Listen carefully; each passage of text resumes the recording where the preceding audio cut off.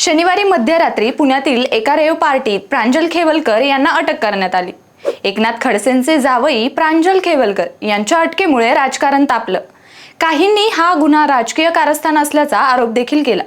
रविवारी कोर्टात खेवलकर आणि इतर 7 आरोपींना हजर करण्यात आलं। या 7ही आरोपींना 2 दिवसांची पोलीस कोठडी मिळाली। खेवलकरांच्या वकिलांनी जोरदार युक्तिवाद केला।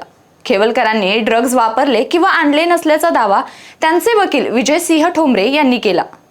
ते म्हणाले, खेवलकरांना फसवण्यासाठी ड्रग्ज ठेवले गेले, तसेच महिलांना पाठवून खेवलकरांना फसवण्यात आलं आहे। त्यामुळे प्रकरणात मोठा ट्विस्ट येण्याची शक्यता आहे। या प्रकरणात कोणते खुलासे झालेत, प्रांजल खेवलकरांच्या वकिलांनी काय आरोप केलेत आणि महिला आरोपी तसेच इतर आरोपींचे संबंध काय आहेत, जाणून घेऊयात या व्हिडिओच्या माध्यमातून। नमस्कार, मी पल्लवी आणि तुम्ही पाहताय इन्फोवारी। रविवारी प्रांजल खेवलकर आणि इतर आरोपींना न्यायालयात हजर करण्यात आलं। त्यानंतर कोर्टानं 7ही आरोपींना 2 दिवसांची पोलीस कोठडी सुनावली। यानंतर मंगळवारी कोठडी संपल्यानंतर पुन्हा एकदा त्यांना कोर्टात हजर करण्यात आलं। यावेळी कोर्टानं प्रांजल खेवलकर सह 5 पुरुष आरोपींना पुन्हा पोलीस कोठडीत पाठवलं, तर 2 महिला आरोपींना न्यायालयीन कोठडी दिली। या निर्णयावर वकील ठोंबरे यांनी तीव्र आक्षेप घेतला आणि पुन्हा एकदा पोलीस तपासाच्या पारदर्शकतेवर प्रश्न उपस्थित केला। प्रांजल खेवलकर यांचे वकील ॲडव्होकेट विजय सिंह ठोंबरे यांनी कोर्टात अतिशय ठाम भूमिका घेतली। त्यांनी स्पष्टपणे सांगितलं की प्रांजल खेवलकर यांनी ना कोणतेही अंमली पदार्थ सेवन केले, ना त्यांनी ते पार्टीत आणले। वकील ठोंबरे यांनी असा गंभीर आरोप केला की हे सर्व प्रकरण एक पूर्वनियोजित सापळा होता। खेवलकरांना गोवण्यासाठी हा कट रचण्यात आला असून ड्रग्ज त्या ठिकाणी मुद्दाम ठेवण्यात आले होते। त्यामुळे ही अटक म्हणजे एक राजकीय हेतूने केलेली कारवाई असल्याचा दावा त्यांनी केला। महत्त्वाचं म्हणजे या प्रकरणातील महिला आरोपींची भूमिका आता या प्रकरणात आणखी गूढ झाली आहे।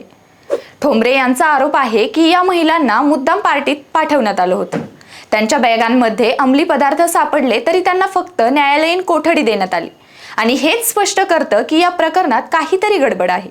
ही गोष्ट खूप गंभीर आहे, कारण यातून असं दिसून येतं की कोणीतरी खेवलकरांना अडकवण्यासाठी हा सगळा प्लॅन आखला होता आणि त्यात महिलांचा वापर केला गेला। तसेच सरकारी वकिलांनी देखील युक्तिवाद केला की पहिल्या दिवसांपासून पोलीस तपास करत आहेत। पोलिसांनी CDR सुद्धा मिळवला आहे। त्यात राहुल नावाचा व्यक्ती निष्पन्न झाला आहे। त्याचा नेमका या पार्टीमधील काय सहभाग आहे हे अजून तपासायचे आहे। तर तपास अधिकारी यांनी न्यायालयात सांगितले की आरोपीचे नमुने लॅबमध्ये पाठवले आहेत। राहुल नावाचा व्यक्ती निष्पन्न झाला आहे, तो हुक्का भरत होता।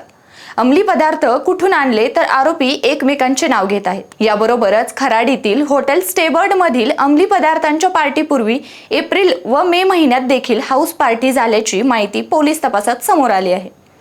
आरोपींकडून जप्त करण्यात आलेल्या मोबाईलमधून अनेक महिलांशी चॅटिंग तसेच पार्टीचे फोटो व व्हिडिओ मिळाले आहेत, अशी माहिती पुणे पोलिसांनी न्यायालयात दिली। या प्रकरणातील आणखी एक महत्त्वाचा पैलू म्हणजे इतर 2 आरोपींची पार्श्वभूमी।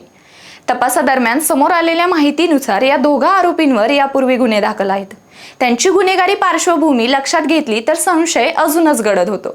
या आरोपींनीच खेवलकरांना गोवण्यासाठी अंमली पदार्थ पुरवले किंवा ते त्या ठिकाणी ठेवले। या सगळ्यामुळे आता हे प्रकरण एका साध्या रेव पार्टी पुरतं मर्यादित राहिलेलं नाही, तर ते एक सखोल तपासाचं आणि राजकीय हस्तक्षेपाचं प्रकरण ठरतंय। या घडामोडींमुळे राजकीय वादाला सुरुवात झाली आहे। एकनाथ खडसे यांचं नाव थेट या प्रकरणात घेतलं जात नसलं तरी त्यांच्या जावयाची अटक ही काहीसा राजकीय सूड किंवा प्रतिष्ठेवर घाला, अशी चर्चा सर्वत्र सुरू आहे। विरोधकांनी या प्रकरणावरून राज्य सरकारवर टीका केली आहे, तरी काहींनी पोलीस यंत्रणेवर प्रश्नचिन्ह उपस्थित केलं आहे। सोशल मीडियावरही हा विषय तुफान चर्चेत आहे।